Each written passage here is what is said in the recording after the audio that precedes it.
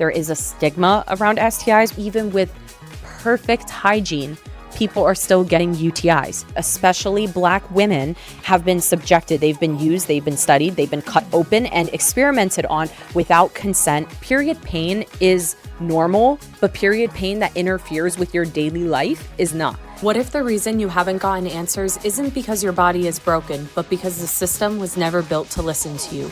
Welcome to G Chats. Hi guys, welcome back to G Chats with your host Gianna Jara, joined in the G Spot. We are back with another episode, and today's episode is going to be a little bit of female anatomy, but specifically the external anatomy. Now, I made TikTok videos on female anatomy 101, and those videos went super viral. Like, they did so well, and I think a lot of people just realize how little we are taught about our bodies and the genitalia, whether that's externally or even internally, our reproductive organs. It's not taught the way it's supposed to be taught. And so for that reason, I felt like making those TikTok videos are super important. And those videos just resonated with so many people. I was like, why not make a podcast episode about it? But in today's podcast episode, we are going to be focusing on the external genitalia and also talking about the vulvar skin barrier. Now, this is something that's really important because something that I find super interesting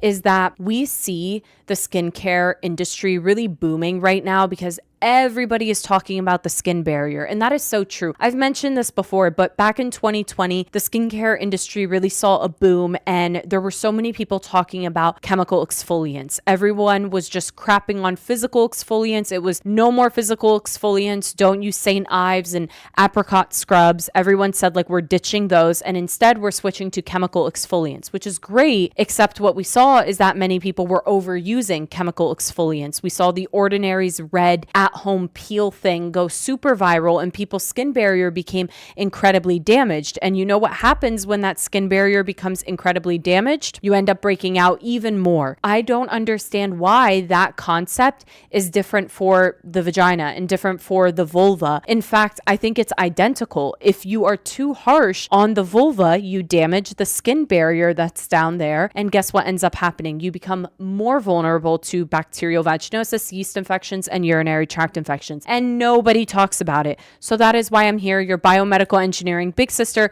to give you all of the tea so that you understand your body better. So when we are talking about the genitalia, this is the model, and I will make sure that it gets zoomed in on so that you guys can see it. When we are looking at the external genitalia and we are looking at this model, the very first thing you will see is this like yellow dot that sits right here. This is basically the spot for the clitoris. And this is important because this is basically the head or the tip of the clitoris. And the clitoris has so many different nerve endings that exist way deeper inside, but this is just the external part, and this is the tip of the clitoris. And the clitoris has a much more deeper anatomy that we can get into, but we're not going to do that for this video. This is basically at the very top of your genitalia. It is the clitoral head. And then just below that, we have a hole. And this hole that sits just below that is your urethral opening. So this is where pee exits. This is your urethra, then connects to your bladder, that then connects to your kidneys.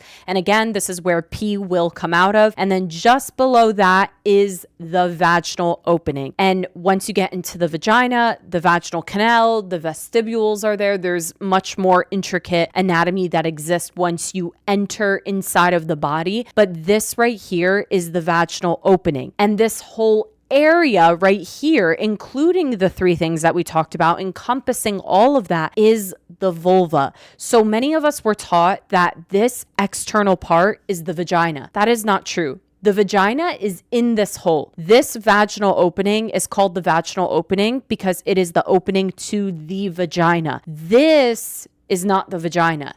In here is the vagina.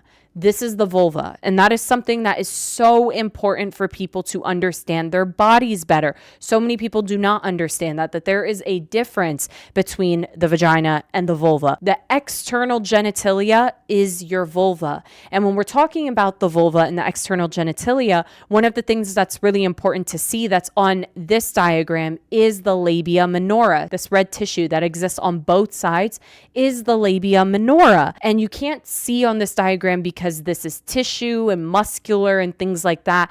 But then there's external skin that is the labia majora. So this is all important because all of that includes the vulva. It's all the vulva, the labia majora, the labia minora, vaginal opening, urethral opening, and the clitoris. It is all the vulva. What we have to talk about when we're talking about the vulvar region is the fact that your labia majora is very, very close to the skin on the rest of your body. Now, I know specific parts of the body, like the skin under our eyes versus the skin on the bottom of our feet versus the skin under our arm. It's all slightly different, but generally speaking, the labia majora is normal skin. It grows hair. It has sebaceous glands. It has sweat glands. It's very similar to like your groin area and everything like that. As you get closer and closer to the vaginal opening, that skin gets thinner and thinner and thinner. And the labia minora skin is basically the skin on your vulva that is shiny. It's more slippery. It's softer. And that is super important to identify the difference and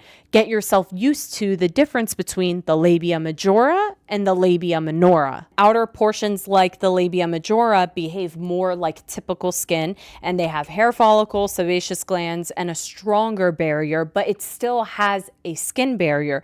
But as you move inward, as I mentioned, the labia minora and the vestibule, the tissue becomes thinner, it becomes more hydrated and more permeable. This is where the concept of the skin barrier becomes really, really important, because your skin barrier, especially in your vulvar region, is made up of lipids. It's made up of ceramides, fatty acids, and cholesterol. And that essentially acts like a seal, preventing water loss and protecting against irritants, protecting against bacteria, and protecting against inflammation.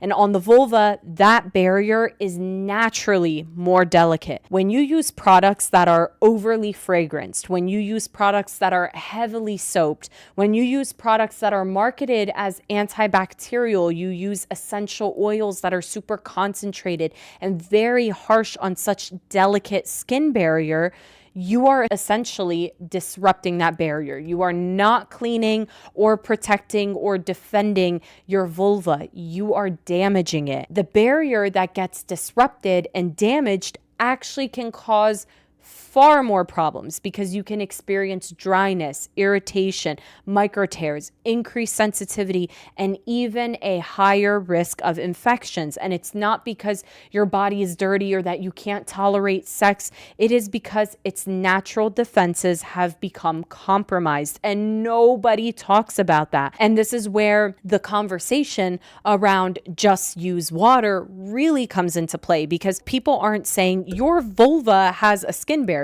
They won't say that outright. They'll just say use water because it's less harsh than these fragranced soaps. And while that is true, you kind of get put into this black and white scenario where everything is either overly treated, overly cleansed, or just ignored altogether. And I just do feel like this is a very terrible spot to put people in, because the concept of just use water, while I understand how when someone is going through transitional periods in their life where they are extremely sensitive to soaps and scents and everything, and even underwear and different materials and stuff like that, I can see why somebody is like, just use water. A medical professional will say just use water, especially postpartum and things like that. I get that. However, to say that water alone can lift away what is being produced from the sebaceous glands, from the sweat glands, is just not true. Like, water alone is not going to lift away dirt, oil, bacteria. It's just not going to. Now, you don't need to disinfect though, and you don't need to overly cleanse, but you can cleanse properly. Except the issue is when you go to grab a cleanser off of the store shelves, guess what? You won't find one that is gentle for the vulva skin, the vulvar skin. You won't find one that makes sense with the vaginal microbiome's anatomy. You won't find one that doesn't have fragrances. You won't find one that doesn't have harsh surfactants. You won't find one that actually considers the female anatomy. And that is why so many medical professionals will recommend that you just use water. So you get put in this limbo. And I just don't believe that you need to either overly treat or not cleanse properly at all. There has to be a middle ground, which is why I'm coming out with something. That is exactly why I am releasing a feminine cleanser. I won't give you guys too much details yet. We are working on something, and I want you guys to keep your eyes peeled because I've been working on this for months. I've tested my samples. I've been using this for months. I think that this is a space that truly deserves so much attention, so much care, so much science, so much thoughtfulness that we just have not seen for so many years. And I feel like that has to change. I felt like there was no better person to do this than me, someone who has struggled with urinary tract infections and was having UTI after UTI, antibiotics after antibiotics. And you see so often in the space, people use boric acid like clockwork to keep BV away, keep yeast infections away. We have antibiotics like clindamycin and metronidazole that are inserted vaginally for many people. And so many people talk about how irritated the tissue is and how much burning and itching that they get. And the solution is just use lidocaine, just use an anti-itch cream. And there's nothing that addresses, oh, wait, your skin barrier is probably damaged. Like, it's fine. If you have BV, absolutely treating the infection is necessary. If you have a yeast infection, treating the infection is 100% necessary. Like, you need to do that. However, we are not considering that when it comes to restoring the microbiome and internally restoring the microbiome, bringing back your good bacteria, what about the skin on the outside that has become sensitized?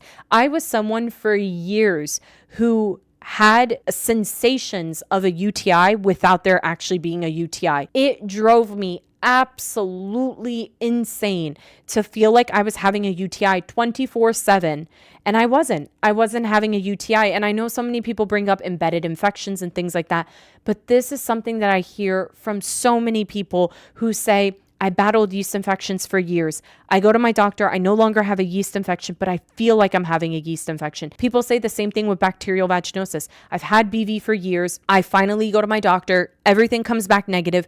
What the hell is wrong with me? Why do I still feel like I have bacterial vaginosis? And I cannot stress enough that after all of those rounds of antibiotics, all of the use of boric acid, and maybe some at-home remedies that you tried, the tea tree oils, the apple cider vinegar baths, all of the DIY treatments that you've tried yourself because you were so frustrated, can come back to haunt you because that skin barrier can be so damaged. And when that skin barrier is so damaged, the external tissue has nerve endings that become so sensitized that you will feel like you are having an infection without there being an infection. And rebuilding is a philosophy to my brand. We are so focused on attack. And actually, even with like taking things like oil of oregano on an empty stomach, berberine on an empty stomach, these are antimicrobials. And I always tell people restoring, balancing, nourishing, that's what we need to be doing. We're so focused on doing it in the skincare industry. We are now seeing more people becoming aware of the gut microbiome and their gut health and wanting to eat fiber and nourish and feed the probiotics. And all of that is great. But what about the vagina? What about the vulva? Why are we neglecting and forgetting? Why am I still seeing douching products on CVS's store shelves? Why am I still seeing these insane feminine washes that carry all of these fragrances? And why am I still seeing people pushing antibacterial soap for down there? Why are we doing that? We need to shift the feminine hygiene market that is very much rooted in misogynistic language and shift it to care that is gentle, cares about science, and care that sees people at every stage of their life. People who are going through puberty and understanding their body and getting their periods for the first time, and still young girls who are sweating and having recess and still bleeding and experiencing something new, and they don't want to smell and they want to understand, how do I take care of my body better? Young girls shouldn't just be rinsing with water because nothing else works. And then on the flip side, there's people who are postmenopausal and they're suffering with vaginal atrophy. They have such sensitive tissue down there because their estrogen is plummeting and it's thinning the vaginal tissue. They're losing lactobacillus and they're so sensitive down there. Everything burns. Sex burns. It burns to the touch. Peeing burns. Everything is burning. So what do they use? Just water? There should be something that people of all stages of life can use. People who are postpartum, people who are going through menopause or postmenopausal, someone who is just getting their period and learning more about their body, a young girl who is wanting to cleanse and not use trendy products and push this marketing in a young girl's head that she needs to smell or taste good for the pleasure of a man. We need to get away from that. And that is exactly what I'm doing with my brand, with Meraki Co. So I'm so excited for the product that I'm working on. I cannot wait for you guys to see it. Look out for it because it is coming very soon and I am so excited. That is really the Education 101 on external genitalia and understanding the skin barrier because it's so important. So I hope this video was educational and helpful, and I hope you guys are just as excited as I am for our launch of the feminine wash that I've been working on. So I love you guys so much, and I will see you in the next video. Bye, guys.